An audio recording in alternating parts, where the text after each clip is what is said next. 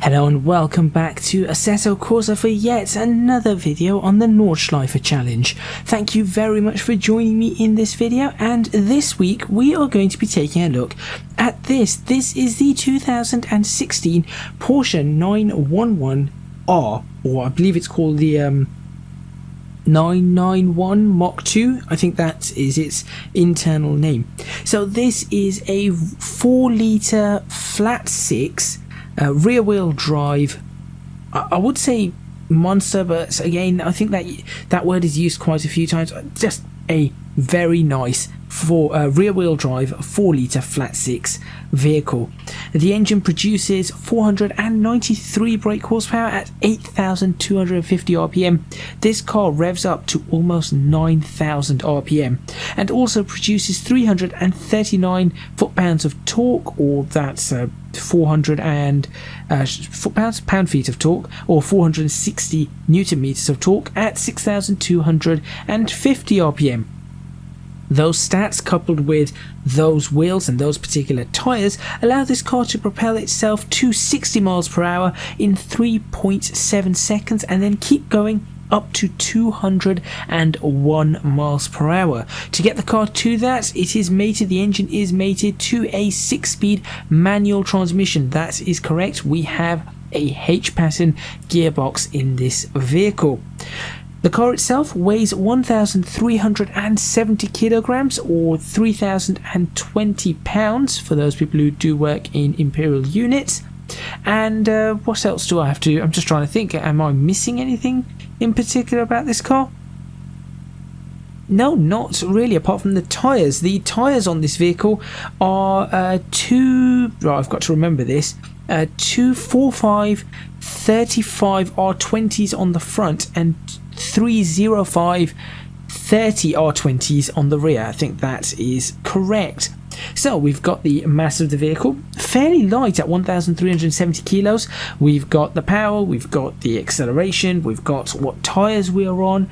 I think I have covered everything on this. So what I'm going to bring up now, as usual, is going to be the lap times from the previous video. So you can see that the car that we took out last time, which was the NSX, is not present in this particular video, and that this particular screen, sorry, and that is because it is on the next screen, sitting in 16th place. This car, I think, is going to be far faster than that, and I'm actually looking, personally, I'm looking around between 5th and 7th place. That's the kind of area I'm looking, maybe 5th and 8th place. So, or actually, looking at that now, it might be 5th and 9th place. So between the Dodge Viper and the BMW M4, that is where I expect this car to slot in. I'm not entirely sure. One thing that this car is going to have going for it is that it has hypercar road tyres as opposed to standard street tyres, so that might make the car faster than it would be on standard street tyres, but they are still not semi-slicks. That is really important to remember. I believe that these just hypercar road tyres, still have treads, still have grooves, so you're still not going to have that semi-slick capability that you find on some of the cars that makes them incredibly easy to drive. As usual, I'm going to be doing a couple of Patreon laps, getting used to the car, doing a bit of practice. So if you want to see those, do go support me on Patreon. And then after that, I will do the laps that you are going to see on screen next, without traction control, without ABS, as per the rules. So we're going on the weakest tyres we can find, so in this case hypercar road, no traction control, no ABS, just me and the car and the Nordschleife. Let's see what kind of lap time I get on this.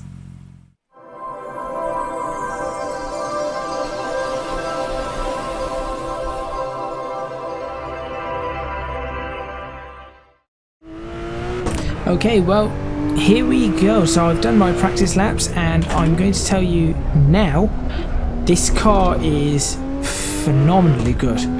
Like, phenomenally good to drive. You might notice that it is a little bit darker than usual for two reasons. One, I've decided to change the time of day for this on this run. I thought we always run at the same time of day. I thought it might be nice to have a bit of a change, so I've gone ahead and done that, but also I've got I've updated my Sol install, and because of that I've got some I've got some lighting issues that I need to work out.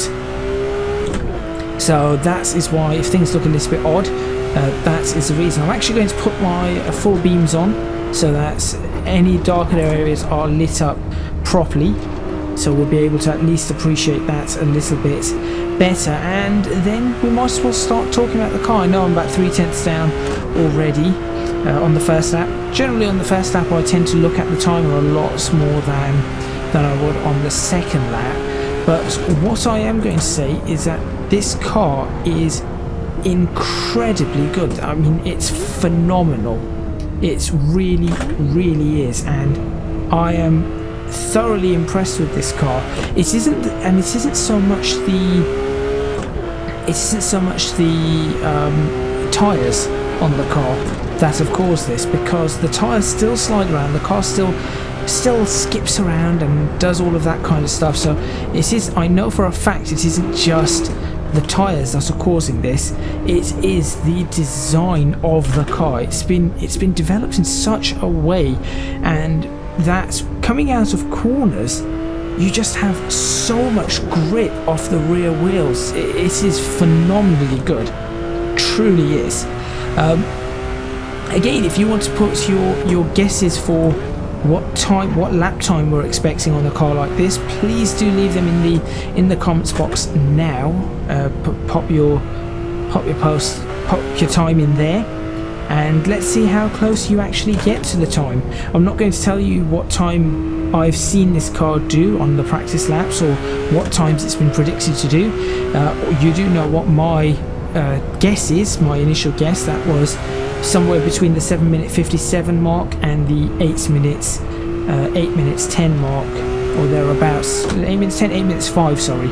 And I will say that I was thinking more along the 8 minutes mark on that. So 8 minutes 5 is if things go wrong.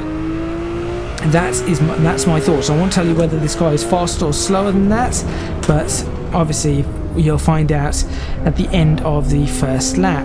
You can see that the lighting on this is really holding up nicely, and just the latest content shaders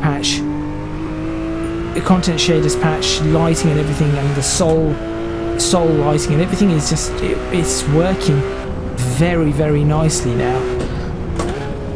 And this is not going to have any impact whatsoever on my driving, because I know this track so well that I actually do not have reference points to brake on. It is always down to the car. If I crash, it's down to the car being, too agile or more agile than I thought it would be, or less agile than I thought it would be, or too harsh on the braking, etc. However you want to look at it. Now with this car, the one thing that obviously I'm not used to at this point in time is the braking with ABS. So that is where I am going to run into some trouble. But aside from that, I find myself very, very comfortable with this car in all the ways. This is a car that I can push pretty hard all the way through. Coming into Carousel here.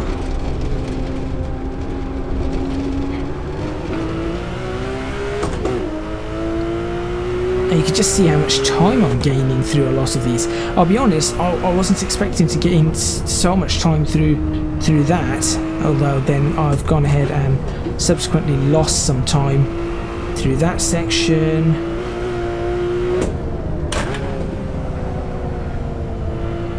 Bit too fast through there, just a bit too fast. I could feel the car obviously understeering. You could hear its understeer. Just watch myself through here a little. That's good. The car is, I wouldn't say it feels like it's on rails. It certainly does not feel like it's on rails. What it does feel like is that every movement that you make on the car is directly connected to what you are doing. There is no movement on this car that I'm making where the car is moving of its own accord. It's like everything I'm doing, yep, okay, so I've made a, you know, I understeer, oops, I understeer, it's because I've gone slightly too fast. There's nothing where it's caught a bump weirdly and it's just thrown the car out because it's too stiffly sprung or anything like that. That isn't the case on this. Everything is very calculated, very well measured. I think that is the best way to describe this car. Measured. Nothing on this car feels like it's designed to throw you off or to surprise you. It's all designed to allow you to engage with the car in a way that perhaps some other cars do not do, I suppose. Now, I genuinely do not know how fast this is going to end up. I have a rough idea, but that's about it. So let's see how fast it's going to end up. And the reason I say that is because of all the lap time I've gained over the lap. Obviously I lost it in some places as well, but this car is just going, and this is really doing well, surprisingly well. I didn't think, last week when I drove this car on stream, that is when I actually realised that this car is quite as good as it is. I never had any idea that this car was quite this good.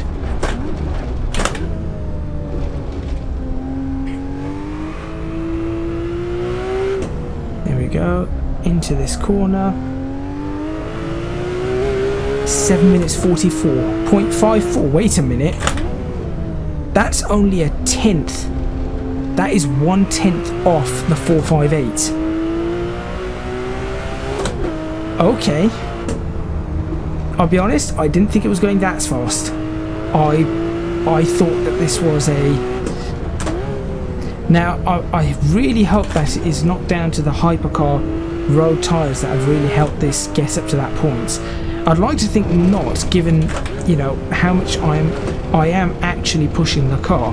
And I certainly know that the Ferrari can also go somewhat faster. But then this car feels like it has a lot in it as well. In fact, there you go, there's another second in it. So the flat six engine is very, very nice to drive. It's smooth, it has power in droves, and it revs up so nicely as well. It just really revs up really, really nicely. Porsche should be proud of this car. Porsche should really be proud of this car. This is phenomenally good. And there's the crash.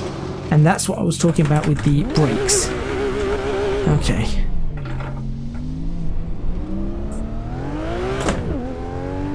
Do you think I can somehow gain 5 seconds? I wonder if I can somehow gain 5-6 seconds back. I would be shocked if I could, but I would like to do another lap straight after this one. I think it would be nice to see just what this car can do. Obviously, we had it into the 1.5 seconds.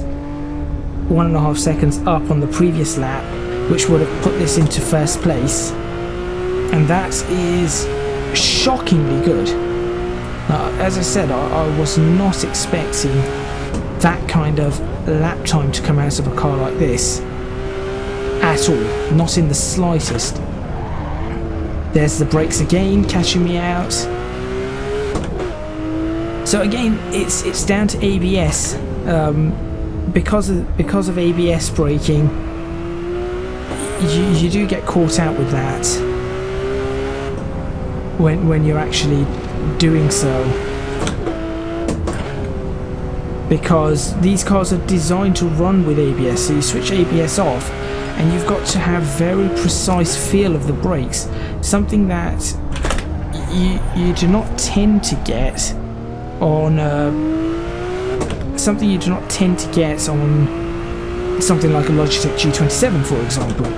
It isn't possible to have that precise braking unless you're perfectly attuned to this and you've done a lot of laps in the car and you understand exactly where you need to make that braking up.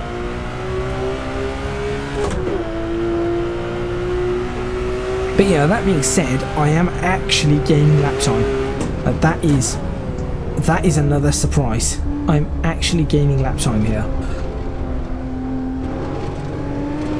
I'm now losing some, but we made up 1.5 seconds, which is strange. From the crash, that is. We already were 1.5 seconds up before. That was probably as perfect as I'd do that corner. Turned in very nicely on that. Let's see if I can get this one a little bit better. And there goes that. It's that braking again causing me problems.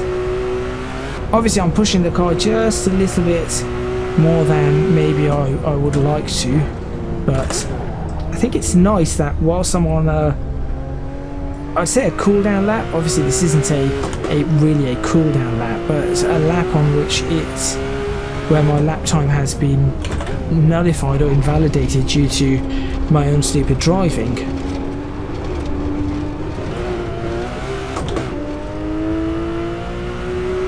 It is nice to see just how much lap time I can gain. That's another 2 seconds out of that.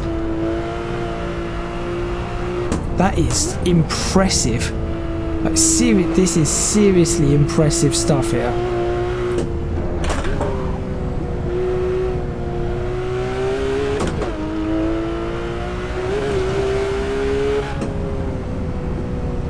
Maybe I should try 4th through that.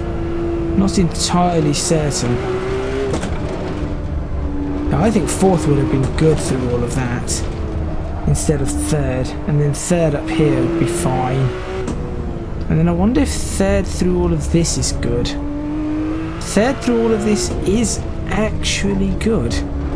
So maybe leaving it through 3rd in 3rd, yes.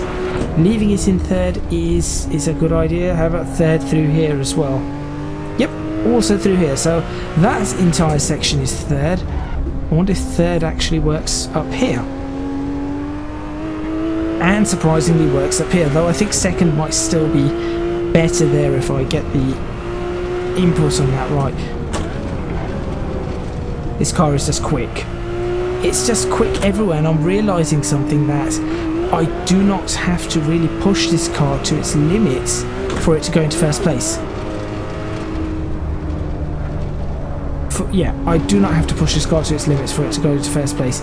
Bit of understeer there, as I didn't really time that up correctly, but nothing too severe.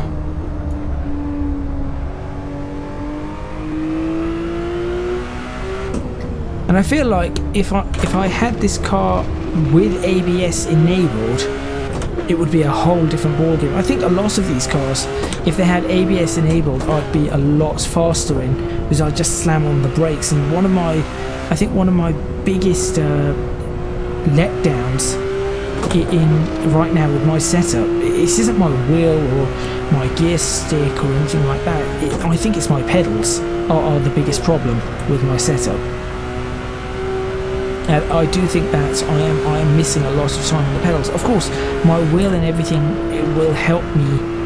A more realistic wheel will help me get to where I want to be faster, and it may not necessarily make me faster, but what it will do is allow me to be more consistent and understand what I'm feeling a lot quicker. And that's important for someone like me who doesn't really get that much time to do this sort of stuff. So if I'm struggling with time, it enables me to get myself up to speed faster. Right, let's give this a go. Let's see what we can do. Okay, lap 3. Let's see what we've got. Try and be nice and smooth through this all now. So really want to be smooth through the entire process. Use everything I've learnt about this car and use every bit of knowledge I have about driving the car over the past couple of laps to get myself into the best position. Now, with this car, one of the things I've noticed, it actually takes curves surprisingly well. Now, I wasn't expecting it to be able to take curves as well as it does. I am very curious about this these hypercar road tyres. I want to know just how much of a difference there is between that and street tyres. Because I do wonder if they are going to cause any amount of problem, but hopefully not. Slow the car down nicely through here this time. Go up to 3rd to ensure that we don't get any wheel spin, and we can actually put our foot down nicely. This car is very good on the wheel spin though, because of the design of the car, rear engine, it does mean that I'm not worried all too much about things like wheel spin, because there's a lot of mass on the rear tyres or on the rear suspension, and that allows this car to really bite into the road quite nicely. So there is that. Obviously this is going to be my last lap.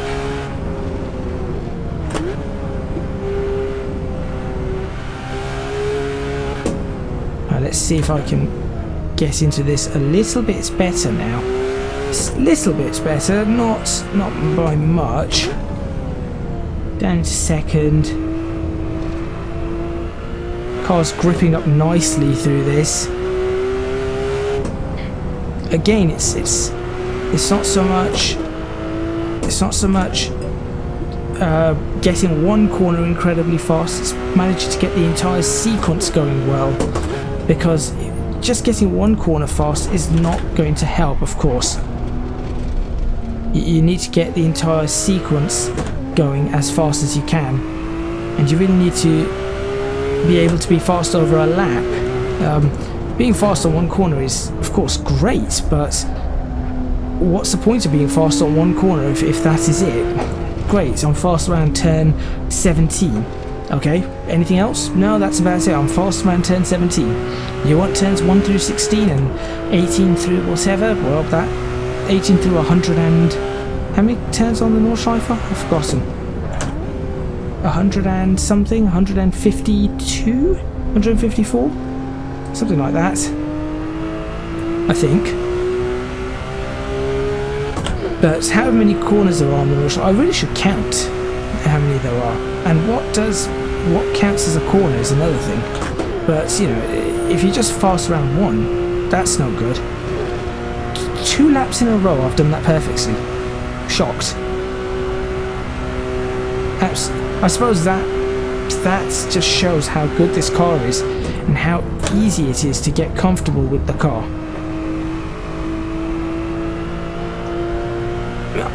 That was slow, very slow in, far slower than I should be, but better than both previous laps, simply because on the previous laps I was understeering in and being slow out of it, so this has really helped. Right, coming up towards the carousel now. Let's see how I manage on this one. Nice. Pretty much on the limit of adhesion in and on the limit out. Though a little bit more subtle within. I wasn't exactly the fastest in the middle of it.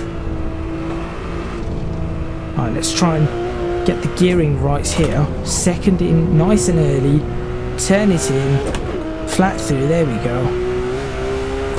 Fourth gear this time, and actually third will still be better for me here.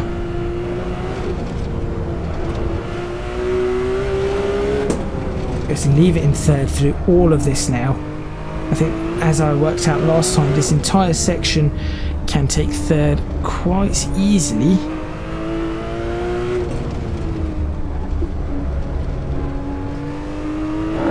There we go.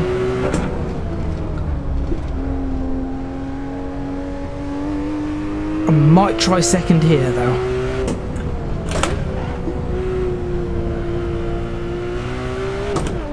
Yeah, second is still the best gear for up that hill.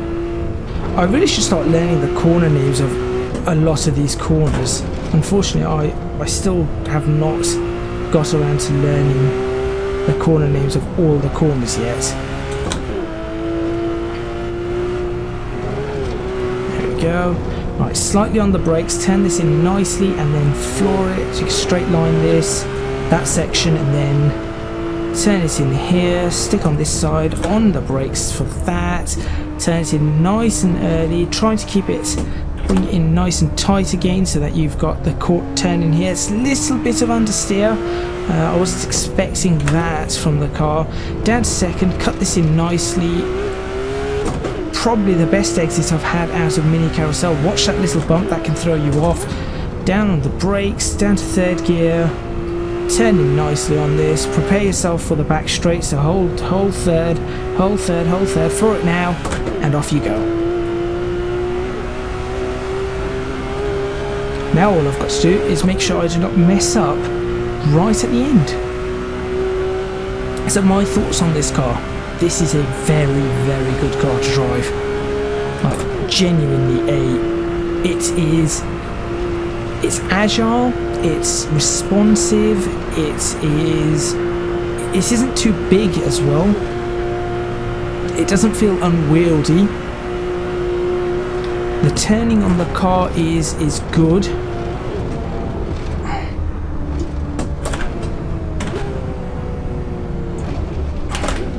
Literally easing off here because I really do not want to lose time doing that. So right, second gear there, round the corner and across the line, 39.74. There we go, there you have it. I think that is the winning lap time there, and that goes straight into first place. So up on the screen now, you should see this car sitting in first place, followed by the 458 Italia, the Ferrari F40, the 570S, the Lamborghini Diablo VT, and that is your top 5. I'm surprised. I wasn't expecting that. I was actually expecting this to be around the Dodge Viper, as I said, around the 8-minute mark. This thing's completely surprised me with the lap time that just put in, below 7 minutes 40. That is quite a shocking lap time. Right, driver leaderboard time. What is this car like to drive, and where would I place it? Now, just thinking about this, I have a feeling that the hypercar road tyres have something to do with that lap time and have something to do with the drivability of this car. That being said, it is still a fantastic car to drive. In fact, it is so good that I am actually considering placing this. Well, it's certainly in the top 10, but I'm actually considering placing this at the top of the board. That is how good this car is to drive. It just feels, it's alive, but it's so, whilst it's alive, it's just so responsive. You do not feel like, you're not feeling like you're fighting the car. It feels more like you are working with the car to, the car saying, well, I want to do this, can you give me assistance on doing this? And if so, when you do give me this assistance. Oh, maybe you're pushing a little bit too much, and it gives you that feedback saying you're going too far, I need a bit of help being turned back in this direction. It's as if the car is communicating with you all the way through, and that is truly impressive, I think, in my opinion. So for that reason, this is actually going to replace the Cayman S, the 718 Cayman S. So we had a Porsche at the top anyway. This Porsche is going to go to the top of that list as well. This is now the best car in terms of lap times, and also the best car in terms of drivability. Obviously there are other cars around there that are all very close. The Cayman is close, the Skyline is close, the M3 is close. The M3, one thing about the M3 that I've just been thinking about is that I think maybe the drivability of the M3 feels so good because it's sort of the area you're looking at. It just feels good in that era. The car wasn't a great car to race. It's just a very good car to drive, and I think that is where the M3 is. It's different to the rest of these. Like, this car feels like it's a good car to race and drive. The M3 felt like it's an okay car to race around in, but a really good car to drive. And I think the 458 Italia, maybe I was a little harsh on that. Maybe that needs to go further up the list. Similar for maybe the Testarossa, things like that. But we're going to get around to those in time. By the way, the Testarossa has actually come off the page, so if you were looking at the drivers' standings and thinking, well, wait a minute, where's the Testarossa? It's now in 11th place. It has fallen out of the top 10, but that is where I'm going to end this video. Thank you very much for watching. Please remember to hit the like button if you like this video, subscribe to the channel for more videos on Assetto Corsa and the Nordschleife challenge, and I might be trying to do some live streams again. If you didn't catch the last live stream, I do recommend you go check that out. I drive quite a few cars, including this one, though I'm not at the Nordschleife. The one thing I will not do on the live stream is sort of pollute this challenge and drive cars on the Nordschleife, unless I've already driven them, then I might. If you can do so, please do consider supporting me on Patreon at www.patreon.com/ECGadget. Your supports would be massively appreciated. It would really help me out, and also you can find me on social media at ECGadget LP for both Twitter and Instagram. That is all from me, and I will see you next time in Assetto Corsa, either on live stream or for another video on the Nordschleife challenge.